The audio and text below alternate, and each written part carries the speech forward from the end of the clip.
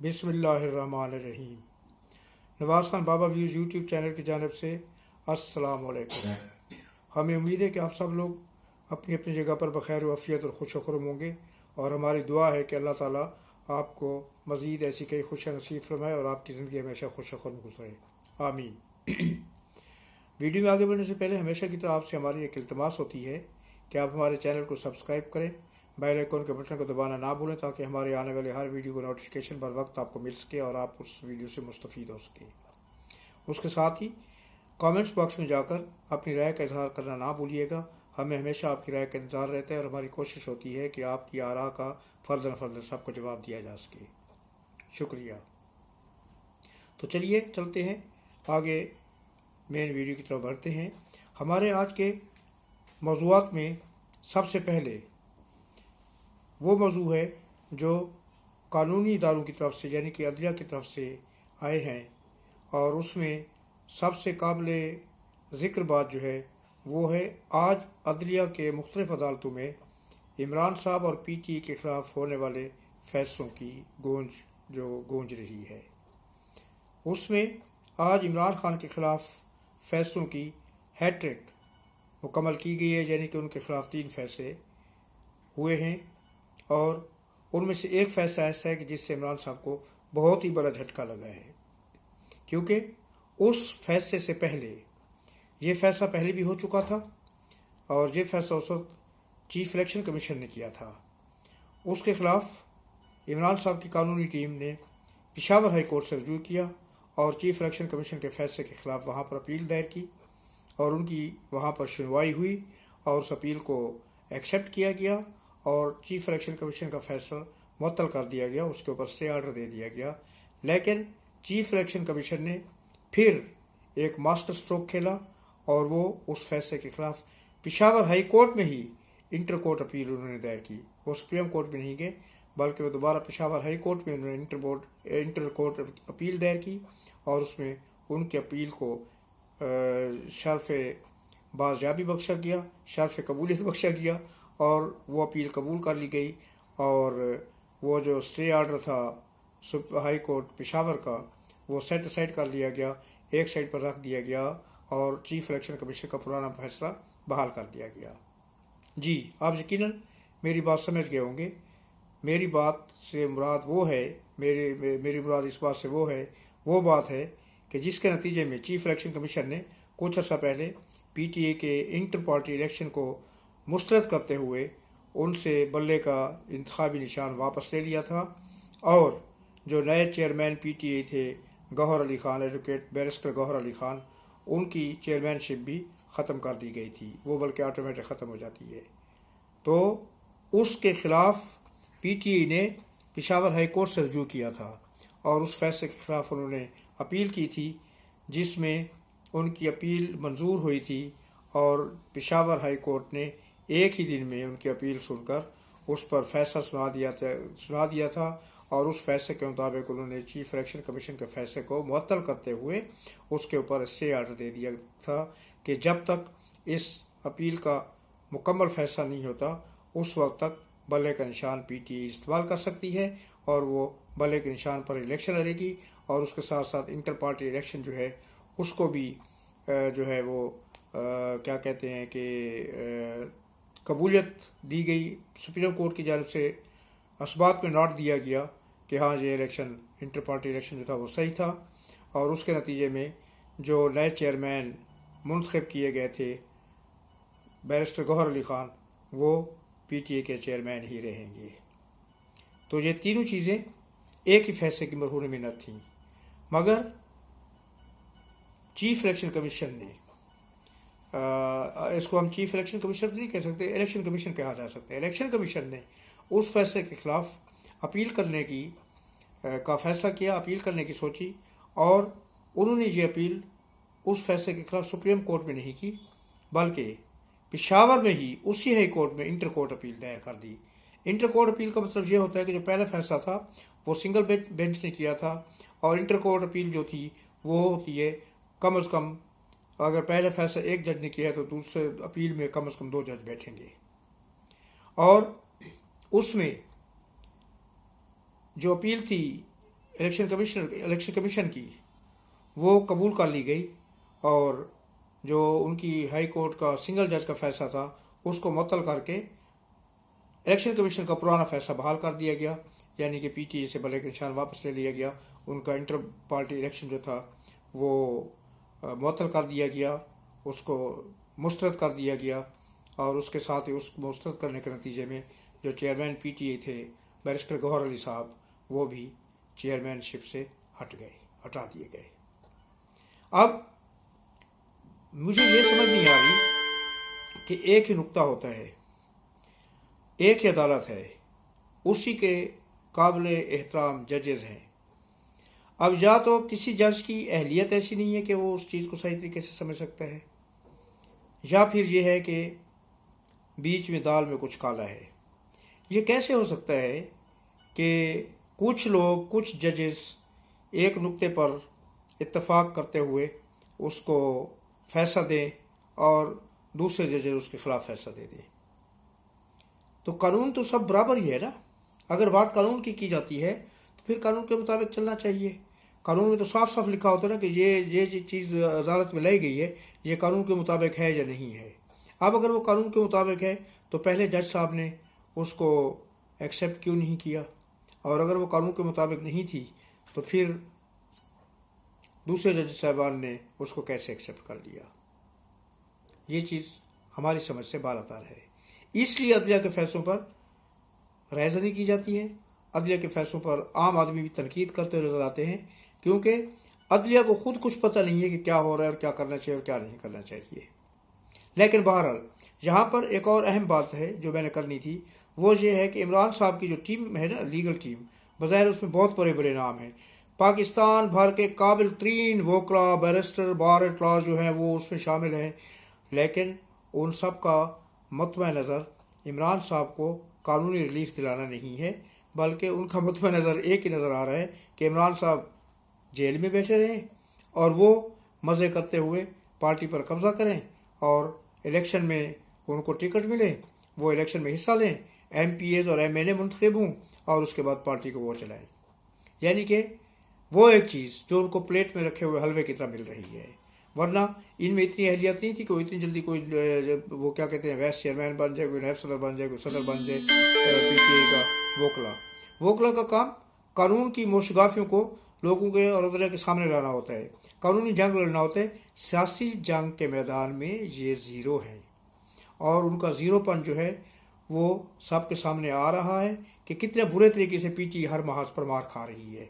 और उनकी सियासी नाअहली अब उन्हें कानून में भी नाअहल साबित कर रही है, क्योंकि अब उनको समझ नहीं आता कि किस कानून के तहत कहाँ पर क्या बात करें। क्योंकि अगर वो सिर्फ और सिर्फ मेरिट के ऊपर चलते तो इमरान साहब को तमाम रिलीफ मिल सकते थे, मगर वो मेरिट की बात नहीं, बल्कि हर कानून के हर केस के अंदर, हर जगह पर, हर अदालत में, हर पिटीशन में, हर दरख्वास्त में कानून की जगह सियासत को लेकर घुस जाते हैं, जिसकी अलफ बे से भी वाकिफ नहीं है और नतीजे के तौर पर उन्हें अदलिया में मुँह की खानी पड़ती है। अब इसी फैसले को आप देख लें, एक ऐसा नुक्ता है कि जिसकी वजह से ये फैसला मुअत्तल हुआ है और इलेक्शन कमीशन की जो टीम थी उन्होंने उस नुक्ते का फ़ायदा उठाया, उन्होंने बहुत ही एहसन तरीके से उस नुक्ते को उजागर किया और एक ही मास्टर स्ट्रोक में उन्होंने अदलिया को अपना फैसला बदलने पर मजबूर कर दिया। जबकि उसके मुकाबले में जो इमरान साहब के वकील थे बैरिस्टर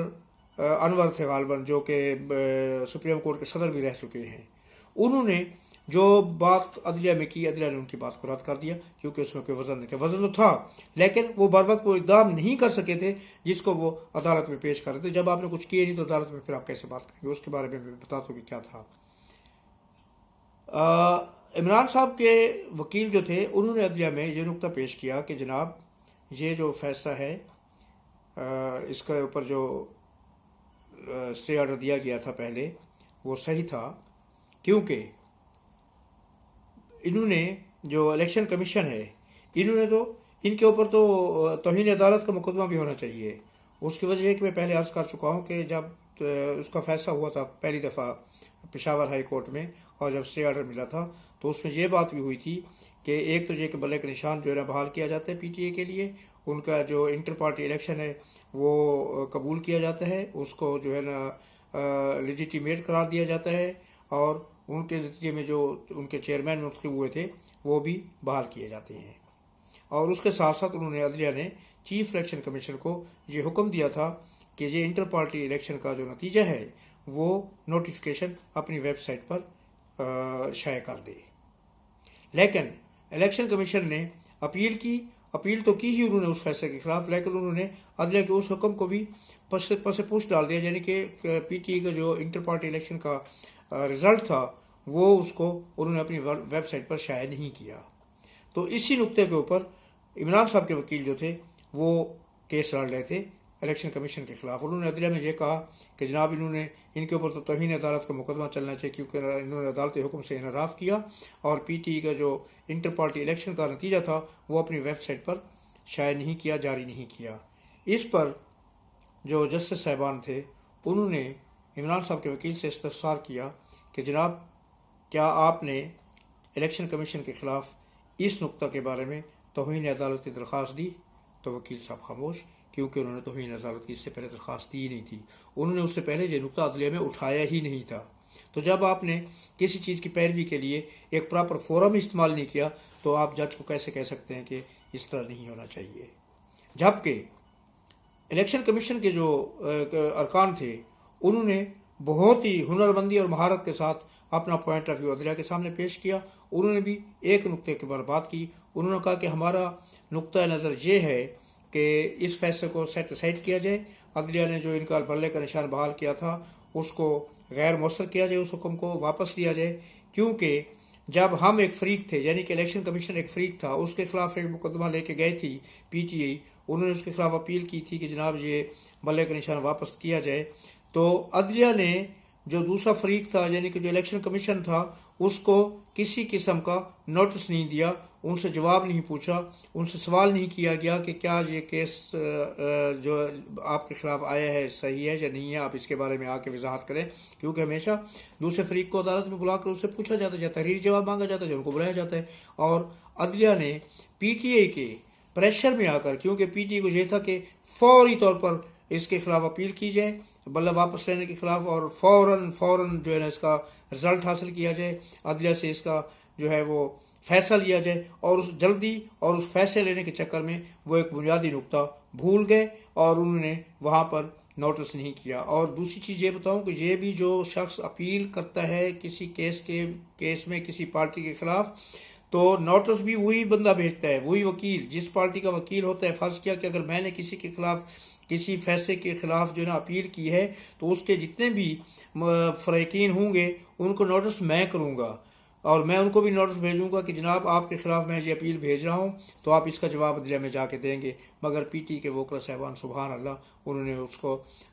دار اتنا خود نہیں سمجھا اور اس کے اوپر کسی قسم کا جو ہے نا وہ سنجیدگی کا مظاہرہ نہیں کیا، اور انہوں نے اس فریق کو یعنی کہ چیف الیکشن کمیشن کو یا الیکشن کمیشن کو کسی قسم کا نوٹس نہیں بھیجا، اور صرف اس ایک نقطے کی بنیاد پر کہ جی ہمیں تو نہ کوئی نوٹس بھیجا گیا، نہ ہماری بات سنی گئی، نہ ہمارا نقطہ نظر سنا گیا، نہ ہم سے پوچھا گیا کہ اصل بات کیا ہے، تو ہمیں ہمارے خلاف جو فیصلہ دے دیا گیا، اس سے ہم ریکویسٹ کر رہے ہیں کہ اس فیصلے کو معطل کیا جائے۔ اور وہ فیصلہ معطل ہو گیا کیونکہ انہوں نے قانونی بات کی تھی۔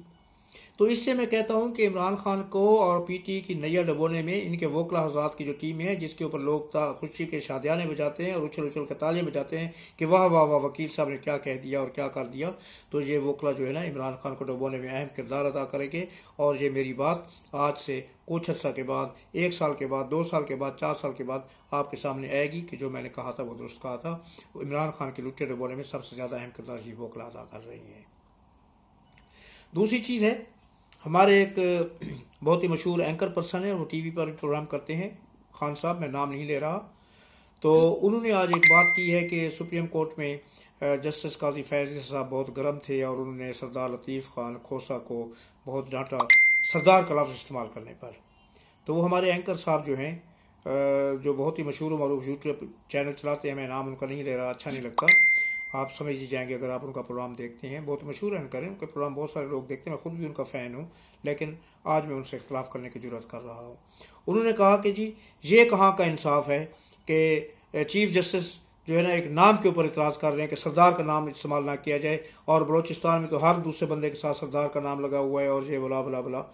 उन एंकर साहब की खिदमत में अर्ज़ करूँगा कि चीफ जस्टिस ने एक कानून का हवाला दिया है कि सरदारी निज़ाम 1976 में ख़त्म कर दिया गया था। भुट्टो साहब के दौर हुकूमत में सरदारी निज़ाम ख़त्म कर दिया गया था, और उसी का उन्होंने कहा कि आइन में जब एक चीज़ ख़त्म कर दी गई है तो फिर आप उसके साथ वलास क्यों लगा रहे हैं। और दूसरा चीज़ मैं आपकी तस्हीह कर दूँ कि जनाब ये सरदार नाम नहीं है, जहाँ पर सरदार नाम के तौर पर इस्तेमाल होता है उसको कोई नहीं रोकता, ना ही चीफ जस्टिस साहब ने उसके बारे में कहा है। उन्होंने उस टाइटल की बात की है कि जो सरदार के तौर पर टाइटल के तौर पर सरदार का लफ्ज़ लिखा जाता है। जैसे ये लतीफ़ खान खोसा है, इनका नाम लतीफ़ खोसा है। सरदार इनका सरदारी मनसब टाइटल है कि बहुत बड़ा बंदा हूँ मैं बहुत बड़ा जिम्मेदार हूँ, मैं सरदार हूँ अपने इलाके का, उस सेंस में इस्तेमाल किया गया है। तो इससे उसके ऊपर चीफ जस्टिस ने इतराज़ किया कि सरदार वगैरह का लफ्ज़ इस्तेमाल नहीं होना चाहिए, क्योंकि ये आइन के खिलाफ वर्जी है और आइन में ये चीज़ ख़त्म हो चुकी है 1976 से। आप अपनी तस्हीह करें और ज़रा मालूमात में इजाफा फरमाएं कि नाम के ऊपर कोई इतराज़ नहीं है। आपने जो कहा है ना कि बलूचिस्तान का हर दूसरा बंदा सरदार है, तो ये भी आपकी इन्फॉर्मेशन गलत है। आप जाएँ ज़रा कोयटा में या किसी पर जगह पर ढूंढने, आपको कितने सरदार मिलेंगे। नाम सरदार उसके ऊपर कोई इतराज़ नहीं है, लेकिन एज अ टाइटल सरदार का मतलब जनाब, मिस्टर, हजूर आला, जनाब वाला, इस सेंस में इस्तेमाल किया जाता है। उसके ऊपर उन्होंने इतराज़ किया है चीफ जस्टिस साहब ने कि ये सरदारी लफ्ज़ जो है, सरदार का लफ्ज़ सरदारी ख़त्म हो चुकी है 1976 कानून में, ये सरदारियाँ ख़त्म हो चुकी थी, लिहाजा ये लफ्ज़ इस्तेमाल नहीं होना चाहिए। आज तक के लिए इतने काफ़ी। इंशाल्लाह बहुत जल्द एक नए व्लॉग के साथ आपकी खिदमत में हाजिर होंगे। उस वक्त तक के लिए इजाज़त दीजिए। अल्लाह हाफ़िज़। अल्लाह आपका हामी नासिर हो। अल्लाह ने के बाद अस्सलाम वालेकुम और शुक्रिया।